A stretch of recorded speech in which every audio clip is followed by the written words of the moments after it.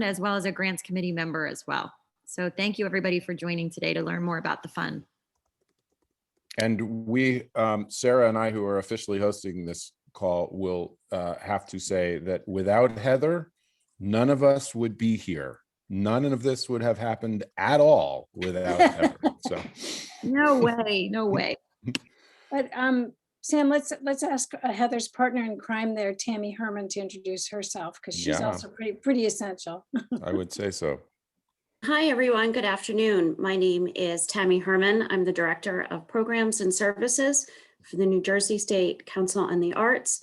I also proudly serve alongside of Sam and Heather and Sarah on the Fund Steering Committee and the Grant Strategy Committee. Great. How about Michelle Gladden? She's next on my screen. Yeah, Michelle, mine too. introduce yourself. Hi, everyone. My name is Michelle Gladden.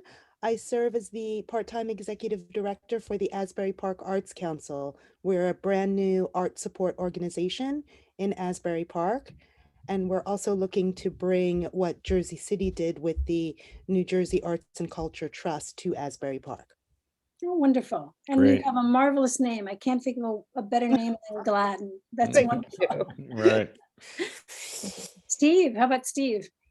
Sure, I'm Steve Steiner. I'm the producing artistic director for the Ocean Professional Theater Company, which is the resident producing entity for everything that happens at Surflight Theater in Beach Haven, New Jersey on Long Beach Island.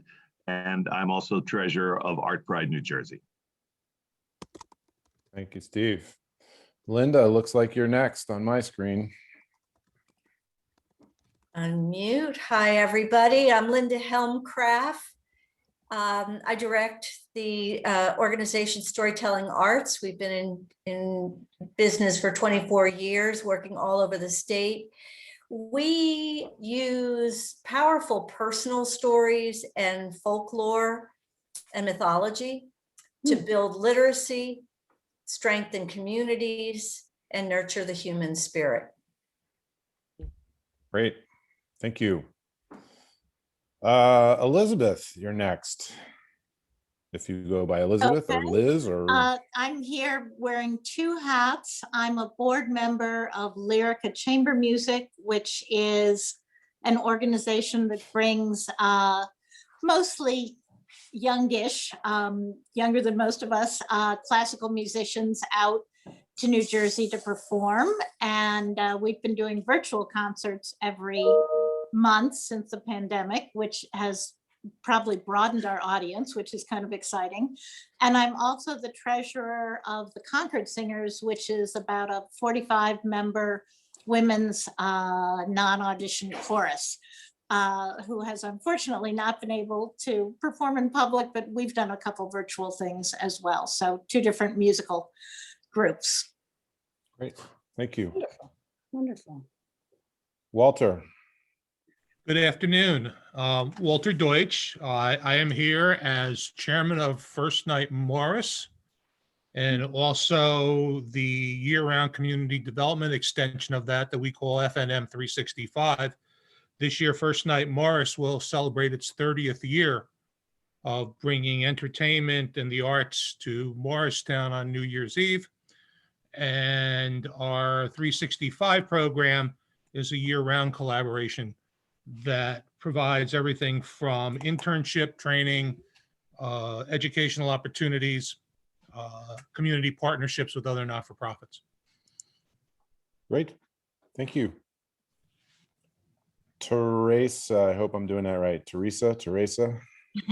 Hi, how are you? Hi, everyone. I'm Teresa. Staub, the executive director of Monmouth Arts. We're the official county arts agency of Monmouth County, and happy to be here. Thank you.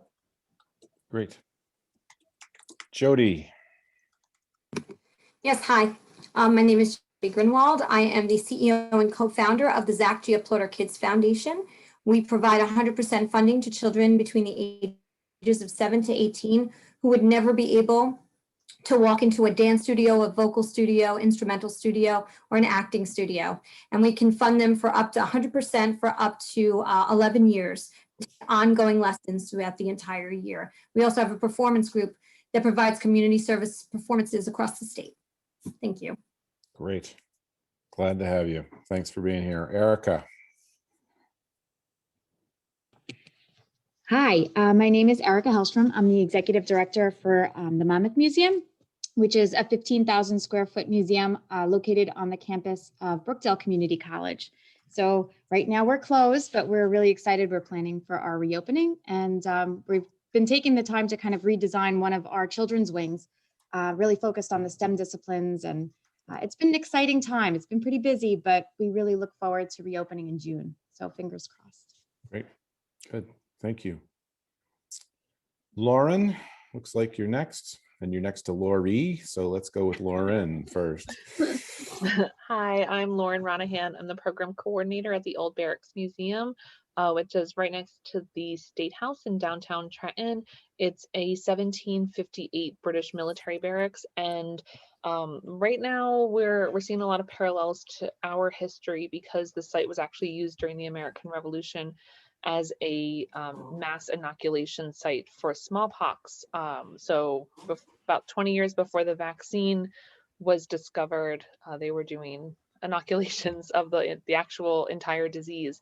So we're really trying to focus a lot of our educational programming for schools, for students, which always included the smallpox story, and really trying to find very tactful but informative and compelling ways to draw these comparisons to history that for a lot of kids is ancient. It's 225 years ago.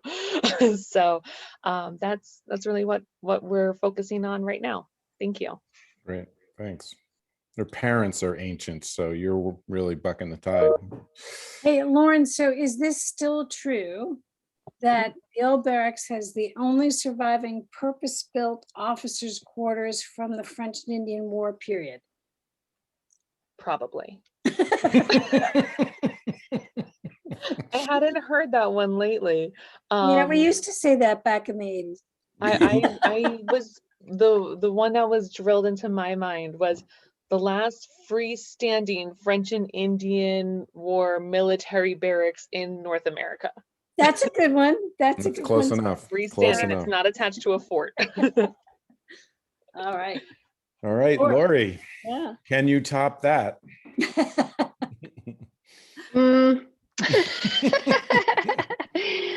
I'm Lori Cleveland. I'm the executive director of the Sauerland Conservancy. I'm also on the board of the Stroudsburg Sauerland African American Museum. Our history is probably just as old. We have had human habitation here in the Sauerlands for about 8,000 years, but the Sam Museum is probably on par with a lot of the older museums in the state. It is brand new though. As a museum, it was a church and now it's a museum. And we are spreading the word through events and educational programming. And I'm very excited to be here today to hear what everybody else is doing. And I'm already really jazzed by some of the stuff that I'm hearing you all talking about. So I'm really looking forward to this. So Lori, I was distracted just for a moment. So you're with Sam, so you work with Elaine and Beverly? Oh, yes. Awesome. Okay. By the way, my enthusiasm is completely meaningless because I get no vote. So just. We're all enthusiastic about Bev and Elaine. That's right. Yes. So I work with them on the SAM board, and I also, I'm the executive director of the Sauerland Conservancy as well. We quite often partner on projects, and we also work independently on projects, that achieve our individual missions as well. Wonderful. Great. Jason, you're up. I think you might be there. Are you there? Yes, I'm here. Hold on. Great. 1 second. Yep, there we go. So I have a light behind me, so I don't want to. There we go. I'm Jason Sierra with the Hamilton Partnership for Patterson. We are the official friends group of the Patterson Great Falls National Historical Park, and we serve as the philanthropic and the educational partner with the National Park in Patterson. Our focus is to promote the park and the city of Patterson by telling the story of the world's first planned city of innovation. And we're also working very hard right now to finish up our new visitor center at the park. So we're going to hopefully break ground on that this year. Great. Really fantastic renovation that's gone on up there. It's just beautiful. Yeah, the park itself is going to doing a lot of, just outside of the visitor center we're working on. They're also going to be doing improvements to the park ground themselves. They're adding a ruins, the old mill area, which is basically a quarry. It's going to be opened up soon, and then they're adding a river walk, and they're adding they're fixing the raceway, which is a canal system used to power all the mills. And over the next couple of years. So that's your tax dollars that work specifically through the National Park Service. That's great. Between Sam and me, we're so interested in what you all do that we'll never get to the real Yeah, no. conversation. All right, Cheyenne. Hi, everybody. So nice to hear all the wonderful things going on in our state. I'm from People and Stories, Gente y Cuentos. We are a literature, humanities-based literature reading and discussion program. We use oral readings of short stories and a discussion framework that's designed to really make literature accessible for people with low literacy, as well as engaging for folks that aren't particularly interested in reading. So we work in prisons, in reentry facilities, in various social service organizations, and libraries, and really anywhere that there's a group that can benefit from just really rich dialogue around short stories. So Excellent. thanks for having me. Great. And Eileen from Hoboken.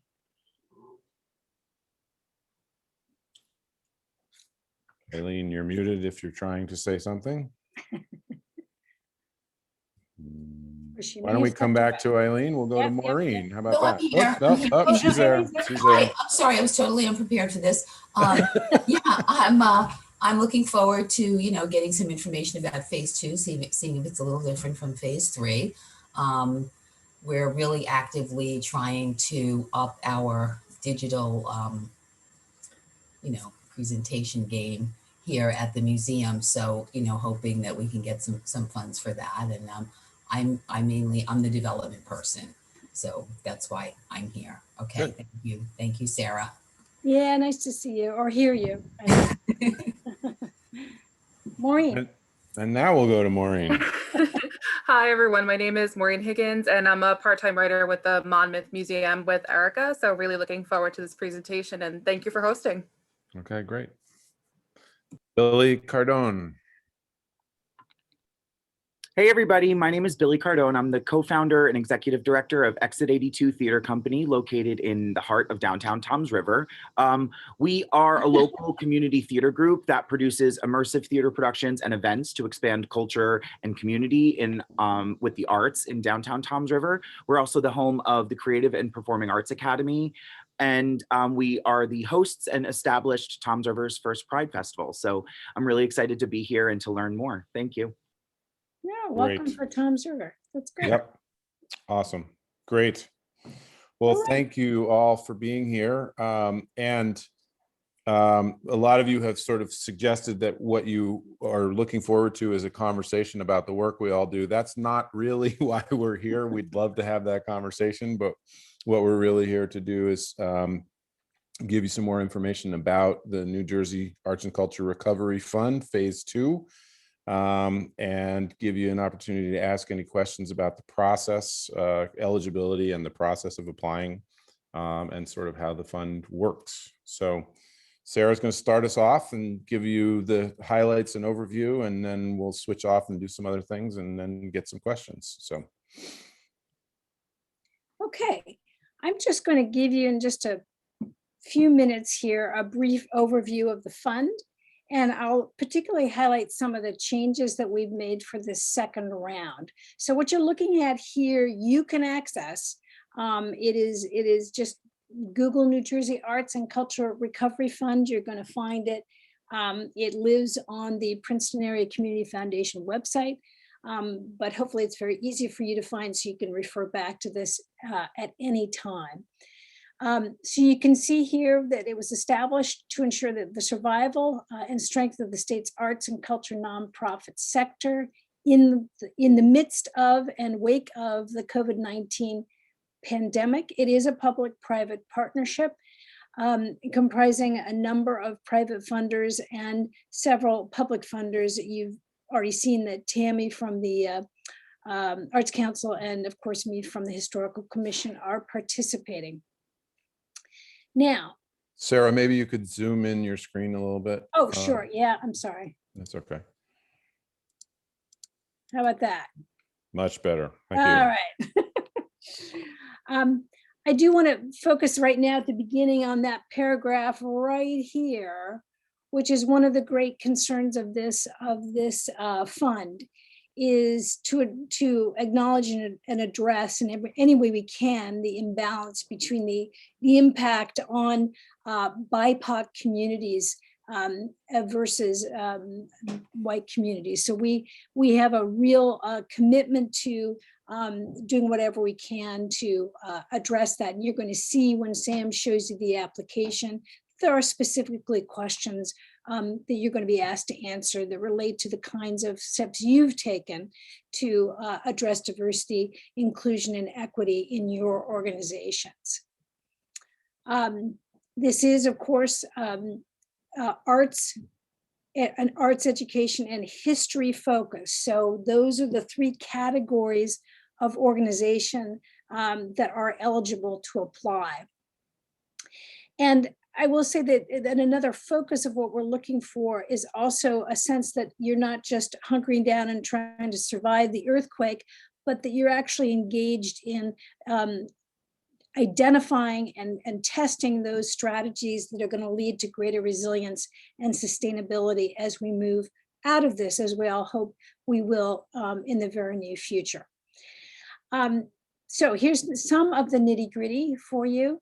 This round, the fund will provide grants directly to nonprofit organizations negatively impacted by the COVID-19 crisis. We are inviting you to apply for up to $50,000. And here is one of those changes, and that is that this round, your organization's pre-COVID budget can go up to $5 million. So we do hope that that will make this open to a number of additional organizations than were able to apply in that first round. So here are those three general categories of assistance that you can apply for. I will say that we had extended conversations before the second round, trying to determine kind of where we are in this crisis. And it was the general consensus of the steering committee that we are still in the crisis. So we have retained our focus on these three primary areas that our perception and data shows are still really fundamental to what you all need. So number one is personnel, to be able to sustain and manage your payroll and contract obligations through this crisis.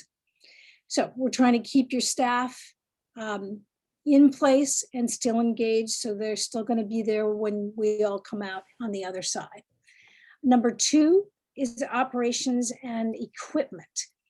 We understand that if you're a museum, you've got to maintain your HVAC and your security systems through this, just as you did before and will need to after. So in addition to that, we know that you may have needs to purchase new kinds of equipment to be able to operate your facilities safely. So that might be personal protection equipment, it might be plexiglass barriers, or other things that you need to adapt your current or normal, in quotes, way of operating to be effective for this pandemic climate.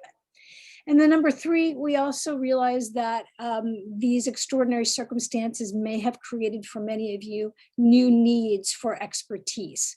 So another category would be to engage that expertise to help you find the right path forward and through for your organization. Now, this next little note is an important one because this is a change from the first round. We are not at this time going to be making grants directly to individuals. And so we didn't make directly to individuals. We did have a different category in the last round, but no grants to individuals in this phase. So here's the priority criteria. Again, you're going to find this all on the website. Small and mid-sized cultural organizations, organizations with a demonstrated commitment to equity and serving those communities most vulnerable to the impact of COVID-19, and or pursuing social justice work through the arts education, or history programming. So carrying on with that priority, organizations leadership with leadership of color on staff and board. Here's that resilience criterion. Organizations actively planning for recovery that demonstrate adaptability to new circumstances. And then finally, organizations that have developed new partnerships or built on existing ones. There are the eligibility requirements. I'm not going to read them all because I think you can see them. Again, a change. Budget's now 5 million or less pre-COVID. And we also have clarified this issue of employees. So I will read that one. So you need to employ at least one year-round, part-time paid employee working a minimum of 20 hours per week in an administrative or a combined administrative artistic leadership role. So that is a bit of a change from the last time around. And if we have questions on that, we're happy to try to answer. Finally, in this category, if you did receive a grant in our first round, we ask you politely to sit this one out. There's your look at not eligible categories. And then a final look. Oh, my computer's decided to stop scrolling. There we go. The deadline is April 12th, but the applications are open now. We do want to alert you that although you can apply for up to $50,000, it's likely that the majority of grants will be less than that, but that is your top limit for your ask. And we online, and I won't take any more time to belabor it, but if you want to know a little bit more about the review process, that's also on our website.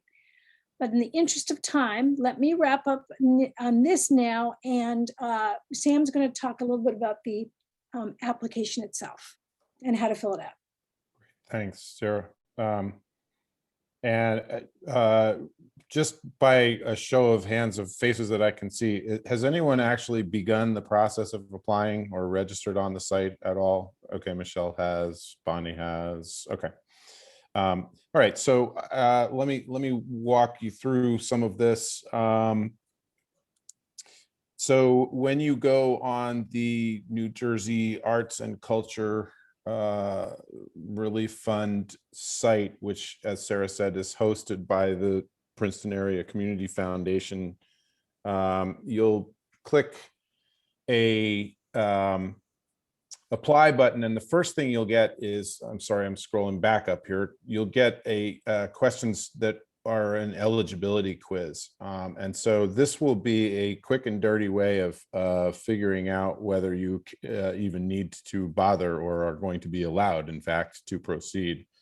So you have to be, this is the ones that Sarah didn't walk through, so I'm not going to walk through them either, but you have to be a 501c3, you have to have been in existence for a minimum of 2 years. And really, you have to be directly involved in arts or history, rather than sort of a small offshoot of some larger endeavor. So questions about your budget a little bit, questions about your staffing, and that, so that 8 or 9 questions will get you an immediate response as to whether you can continue. And I'm not going to tell you what the right answers are. You'll have to figure that out for yourself. So once you get through that initial screening, you will get this application. It's all done online, and it's fairly straightforward. For a lot of it is, name, address, obviously, all your social media stuff, your number of your staff, your number of your part-time staff, and that can be 0 full-time and some number part-time. But as Sarah said, you have to have you have to have at least some part-time people who are specifically devoted to administration of the organization. We're interested in covering as much of the state as we can, and in the first round, Heather, correct me if I'm wrong, we hit 19 of 21 counties, I believe, in the first round. Correct. So that was pretty exciting to be able to have that kind of spread around the state. Budget information. This is, if you'll note this section, this is what we're looking for in your pre-COVID budget. So when you were, fully funded and robust in your activities, what was your expenses and your revenue, and then what life looks like now, obviously. So those, and we'll get to at the end of this process, there is an actual form where you can provide more specific detail about that.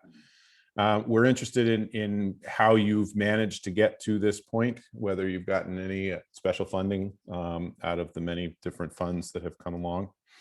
Contact information, the amount you're requesting, and this is obviously, we hold this up against your budget information. I will give you a piece of advice right now. If your pre-COVID budget was $50,000, I would strongly recommend that you not request $50,000 because the review committee sort of looks a little askance at that. But hey, give it a try, see what happens. Okay, these are the 3 categories that Sarah was talking about, and it's just that'll be just a click choice for you. A brief description of your funding request, what you're planning to do, and then we go into background information, the details on the impact COVID has had, how you have, and I hope, like the rest of you, I'm going to say that I hope the rest of you have some tolerance for this word pivot. I'm getting a little sick of the word pivot at this point, but how you have been able to pivot. And then we have really enhanced our questions in this racial equity section because we really are trying to dig deeply into both the communities that you do serve, but also how you are envisioning your organization's relationship to the community, how you're putting that into action, both in your internal operations and in your outreach to your community. And I would say that in this section here, the more information you can provide, the better. Really tell us in specific terms what your organization's attitude toward, policies towards DEI and equity are, what programs you have in place, your leadership, the makeup of your leadership, et cetera. And that I will tell you is really a very important part of our deliberations when we look at these applications. It says in question number 1, if you have a very specific, in this number 3, if you have really specific policies and practices in place, you can upload them as attachments here. I'm going to skip over this next one because I'm going to come back to it, but we need a copy of your IRS determination letter and your most recent tax forms or audits if you have that available. And then I'm going to, so what you will see here is a question about your budget in more detail. You click here, which is not a live link in this presentation I'm giving you now, but it will be a live link on the application form. You will be able to download an Excel form, fill it in, which I'm going to show you in a second, this sample, and then you upload it back to the application when it's full. Here's what it looks like. There are 2 pages. One is income and one is expenses, and the columns here are that fully funded budget for pre-COVID. We're calling it FY19 because most of you have budgets that were FY19 before COVID hit. And this is all income. So how do things look on your income stream? And you should definitely there's a row here for the COVID relief funding that we talked about. And if you have others, if there's some category of income, you can either put it in on, there's an other under earned income. We don't have an other under contributed. If there's some, idiosyncratic contributed income, you can certainly add a row here for that. And your total cash income. So that's your income statement. And, any kind of narrative clarification you want to offer, please do. On the expense side, this is the one that I'll just tell you that in the last go round, this is the page that a lot of people had trouble with. So if you haven't been paying attention or I've bored you to sleep, wake up now and pay attention because we want to get this right. Again, break down your expenses for a good year for FY19. Tell us, what you have approved for your current budget and how things look there. And then this third column here, this funding request, if you're asking for $50,000, please break it out in here, right? So this is, if in your budget, if you're in a budget line, you have a technical and production personnel line item for $16,000, and you're going to take everything you get from the relief fund and put it to that, put 16,000. If you're only going to use 4,000 of it from the relief fund, and put that in here. Okay, so we really want to know how our funds, how the relief fund funds are going to be put to use against your budget. And I hope that makes sense, but we can address any questions you might have. And I think while my dogs have decided to wrestle in the background here, I think that's all I need to say for now. Here's what one looks like that's filled out. This is the income side. Here's how a request would break down, right? So this group is asking for 35, and this is how they, could you guys please knock it off?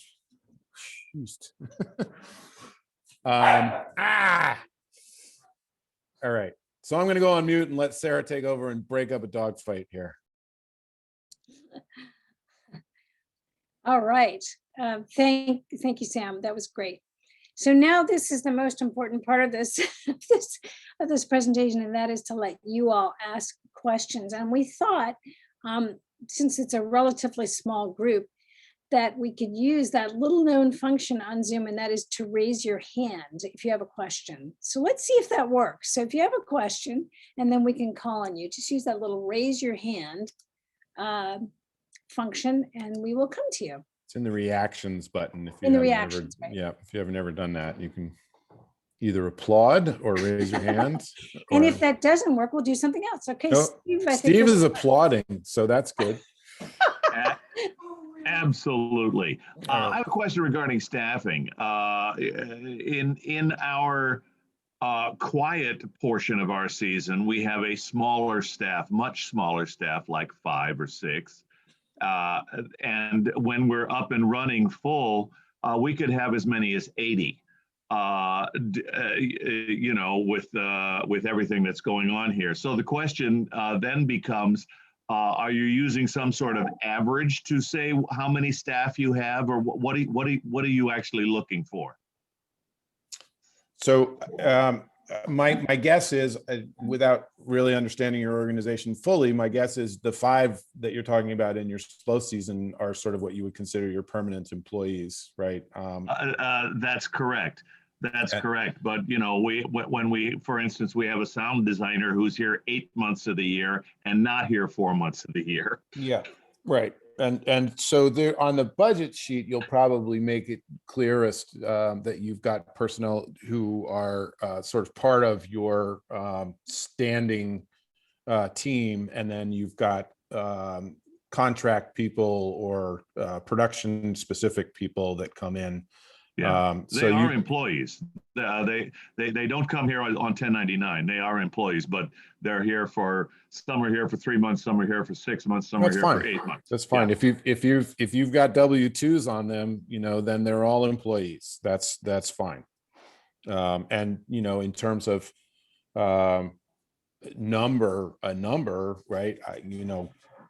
I don't know what to tell you on that. Average it Okay, out. well, I know for, that, for instance, some of the like NJEDA and SBA, they have a formula for averaging those numbers. But early in the questions that you have to answer is how many employees do you have? And that's what piqued my question, is because Sure. it's not even on the budget form. It's just how many employees, and well, it sort of depends. Yeah, it sort of depends. Sure. And I might suggest another way to look at it, Steve, and that is, I would say you should put in the number of employees you expect to employ this year. You know, what have you put into your budget? What are you looking at for this year? Right. Sure. Yeah. Yeah, okay. Well, yeah, I mean, that's normally over the course of an entire year, over 100 are on W-2. So. Do you mind, Sarah, Sam, if I jump into, Please, please. just for some clarification as well, we're really asking about number of staff to ensure that we have that one paid part-time employee. So, you know, you have a lot more than that, even at your slowest time of the year. Sure. Obviously, you can add some clarity in your application, but really that's what we're looking for, you know, in terms of a verification Great. piece. Okay, that clears it up. Yeah. Thanks Yep. very much. Good. Okay, I'll Great. probably have something else in a. Okay, good. And I think Elizabeth has been patiently waiting with her hand up. Yes, indeed. That's okay. So I think this is probably going to answer my question, because both organizations I represent are small, and our sort of music director, executive director people are pretty much, they are paid on 1099s, not W-2. Does that prevent us from being part of this? No. Well, you got right to the heart of the debate. So Okay, because it did that's cause a the- problem in the first phase. In the second phase, all that we are trying to determine is that they are not primarily artists, but are actually running the program, right? Okay. So if you know, if you're My- paying them for 40 hours, and at least 20 of those hours are administrative and you know, organizational in nature, then you're golden. You're in. Okay, so for example, our women's chorus, our musical director who directs us, he's not performing, but he is organizing us, directing us, etc. And he's paid on a 1099, he would count. He would count. Absolutely, he would count. Yep. Wonderful. Okay, because when I heard W-2s, I kind of thought, oh no, we're too small and we're not gonna make the bar. Good, thank you. Yep. Sure. Linda Now it's looks like next. She's next. Linda, yes. Thank you so much. Sticking with that same category. So in the 3 areas of funding under personnel, it says sustain and manage payroll contract obligations to cover operations in transition or reorganization. Our pivot work is actually creating an expansion for us. Mhm. So we're talking about expanding payroll. Mhm. We can include that as well. Sounds good to me.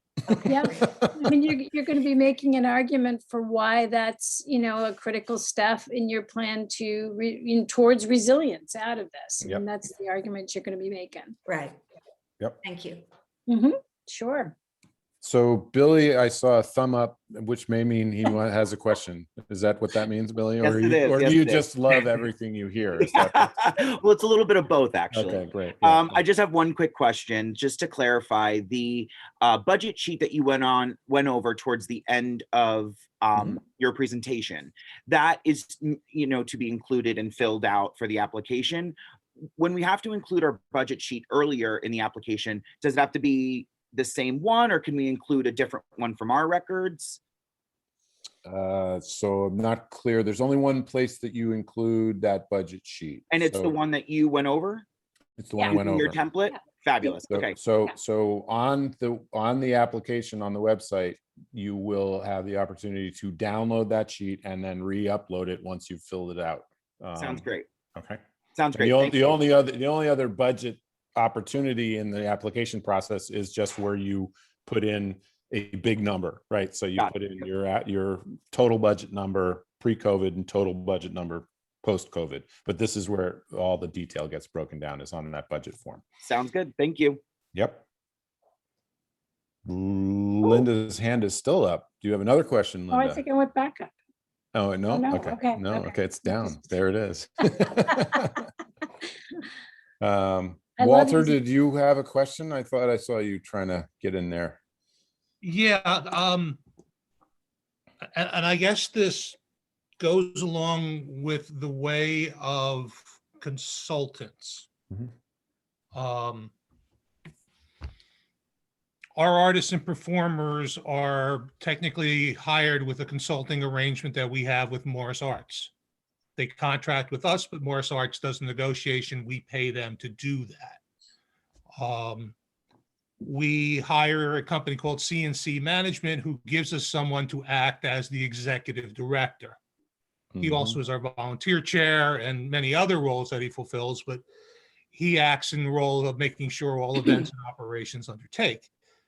So there's not even a W-2 to an individual outside of one part-time employee who does technical writing for us. So are we eliminated because there's no staff and we do this all through consulting arrangements? Tell me a little bit more about your part-time employee. How many hours is that? He's, what I say, he's part-time, and it normally happens for him to do website development, computer programming, uploading, all that other stuff that goes out to our media specialists that surround our various events. So it's not what I can say a consistent. Yeah. So it sounds to me, Sarah, Tammy, Heather, it sounds to me like you probably are going to have a hard time crossing the bar here. Yeah, that's what I thought. I've been listening to your descriptor. Yeah. Sorry about that. I'm sure you're doing not that we great work. don't, Yeah. not that you don't do great work. It just may not meet the categories for this May not be the particular fit. program. Yeah. Okay. Thank you. Michelle. Oh, okay, good. Good. Oh, sorry. Did you see somebody else? Bonnie, but Michelle Whoops. first. Where's Okay. Michelle? There she is. Yeah, go ahead, Michelle, then Bonnie. Okay. Sorry about that, Bonnie. No, Bonnie can go ahead. Go ahead, Bonnie. I think she was waiting longer than myself. No. You go ahead. Okay. So I'm getting very nervous. I think that when I tried to apply for this in the first round, we got kicked out. So because this is such a small group, I want to pose the issue or problems here. I am the executive director. I work on a part-time basis. I'm the only employee. And I handle all the administrative work and everything out in the community. We launched in 2019, officially had our first event in the beginning of 2020, and then all of our actions were undone by the pandemic. So what we're looking for funding, because we're an art support organization, is not only to support our administrative endeavors, but also to support other artists. Is that going to be applicable here? Because, we all know the arts were hard hit, and we by nature are an art support organization. So, okay. So in the first round, we had a category of support for what we called intermediaries, which were which were organizations that were going to provide direct support to artists for. Yeah, which I very inelegantly explained that in my overview. Yes, they were called, what do we call intermediaries? Intermediaries, yeah. Intermediaries, and we're not offering that in this round, at least Correct. not at this time. Right, that's what I was hearing. Yeah, and so I'm not sure your particular position might in fact qualify your organization for the support of your particular position. It probably would not qualify you for money that you could provide to artists is my, unless you have your own programming, right? It's not just for, I'm not sure exactly. You'd have to clarify a little bit what you mean by supporting artists. You mean just basic needs support, or do you mean?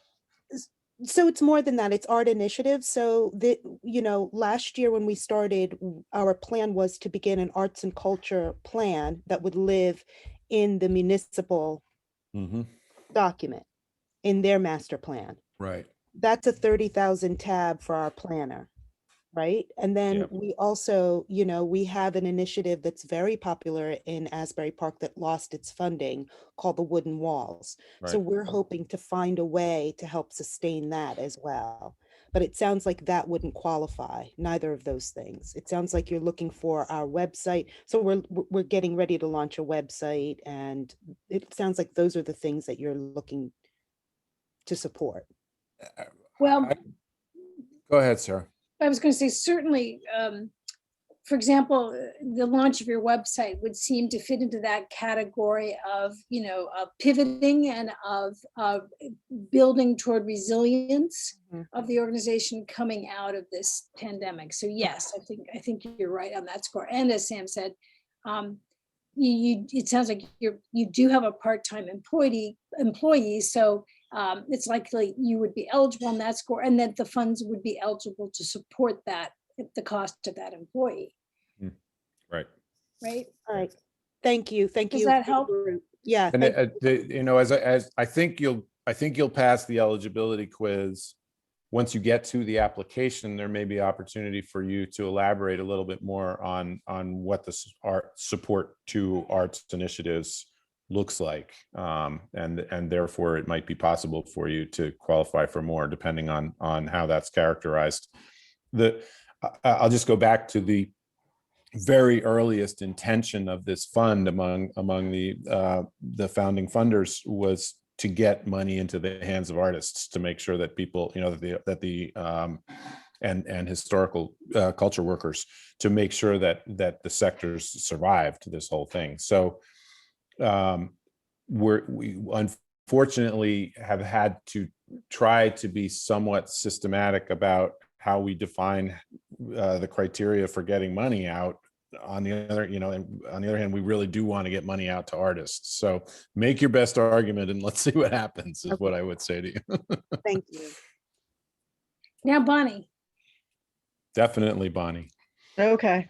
And don't feel bad, Sam. My neighbor's car alarm was going off, so which I can't even yell at it. Let Sam's dogs hear the car alarm. That's what it is. That's what it is. Send us over the edge. My question is about the priority criteria. I'm used to working with priority criteria with, so for example, the Historical Commission GOS grants. Are you looking for people to hit, I counted, there's 6 criteria. Are you looking for people to hit all 6? Do you have a number? So we have a whole evaluation rubric, and it's not essential necessarily that everybody, hit it out of the ballpark in each category. Excuse me 1 second. Lauren, do you have a question before you have to leave, or are you okay? Nope, no question. I just have to head out. I'm all good. And thank you so much. This has been great. Thank you. Okay, good. Yep. Bye. So Bonnie, it is absolutely true that some of our criteria are carry a certain amount more weight than others. But I don't think Sarah, Tammy, So- Heather, correct me if I'm wrong. Do they have to hit We all? actually do. We've made the rubric public. So Yeah, we have, everyone, that's Yeah, I've true. looked at the rubric. yeah, so everyone has access. That is what the reviewers review based off There of. it is. Yep. And so we want it to be extremely transparent. You know, as you're doing your application, that is what the reviewers review on very specifically. So So if you get, if you get a 0 in any particular criteria, and it'll be calculated into the overall score. It doesn't disqualify you if you get that 0. It's just becomes part of your overall rating number, essentially.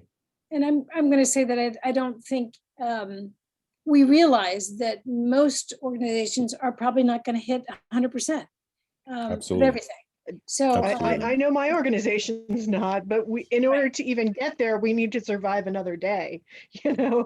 Right. So I think, I think we would all encourage you to apply but to also take to heart, the particular emphasis on service to those communities that have been most greatly impacted by this, by the pandemic.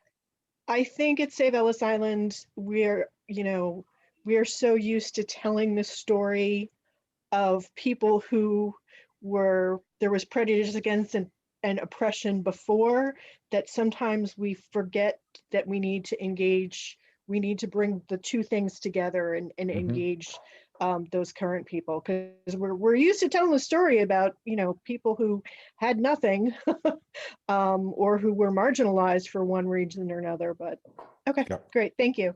Yeah. And I will tell you, following up on Heather's comment, that we are hoping for as clear transparency as we can achieve. One of the things that we are really looking for people to indicate in their discussions of their sort of DEI work or BIPOC emphases in the organization is a recognition, certainly, that focusing on those communities and focusing on what the community really needs or wants is, in fact, a belief in the organization that focusing in that way makes their programming stronger, right? Not just that it's sort of a token gesture, but that there's a fundamental belief within the organization that expanding audiences in that way and expanding the ways in which you reach those audiences is actually critical to your mission. All right, we have 2 minutes left. Do we have any final? Then we all questions? turn into pumpkins or what? I don't know. Then you get to go take those dogs for a walk, Sam. Oh my God. But with any last questions that we can answer for any of you? Cheyenne, I saw a tentative hand there. I don't use that function often. So this might be a silly question, but I can't find it on the website. I'm wondering if there are any project periods or an earliest kind of start date, just so, we're always careful about kind of duplicating funds if we were successful in other areas. Good point. I think that's an area where we are not particularly fussy in this program. I mean, if you have correct me if I'm wrong, my colleagues, but if you started an initiative maybe already, but you need funding that's going to enable you to be more resilient and you need more funding to keep it going, I don't see why that wouldn't be eligible. Yeah, it's really not about project support as much as Yeah. it is about organizational support. So Sure. I'm guessing that if you've got a good project going and somebody's paying for it, you can figure out another way to use the money. Sure. Yeah. I mean, we were fortunate to get some, operating care support, which, comes to an end in a couple months. So that's kind of where want to make sure we don't duplicate, but it would be helpful to keep that, Sure. keep that going. Yeah, not a problem. Yeah. Thank you. Wonderful. And Michelle, do we answer your questions? Or did you have another one? No. No, she's No, just thank still you. got her hand up. Cheyenne, Awesome. Sorry. they're just stuck with their hands up. I think it's been great fun to use that function because like me, nobody uses it. So, Right, there we go. but it was fun to give it a whirl with all of you today.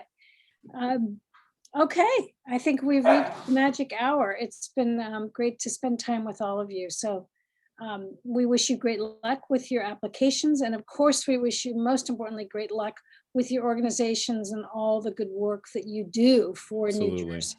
So Kelly, I mean, sorry, Kelly's not on anymore. Tammy or Heather, did you guys know? Oh, Kelly is still on. Hey, Kelly. Yep, I'm here too. Did you guys notice anything we missed? Anything we need to highlight? No, everything sounded good to me. I just want to remind everybody that this was being recorded. So if anybody has any reason they don't want this shared for informational purposes in the future, please let us know. And I will also share that we're going to be hosting informational Zoom hours. So please check the fund's website for the location and the times. You do not need to register for those. You may drop in with any question that you have that pertains to your application, and we're happy to help you. We, Yes, we call them office hours, but we don't have an office, so, you know. So Also visit put this us on and keep us Facebook in company. the chat. Yeah, but that, you know, one good thing is take a look at when those are, because you might want to get into that application before we hold them in case there are questions you might want to drop in Exactly. and ask. Exactly. Yep. So, all right. Best Thank of luck to you all. Thank you Yeah. so much for the work Yeah. you're doing. And Thank we you. will see you on the other side of this. Thanks so much. Stay well. Bye-bye. Thank you.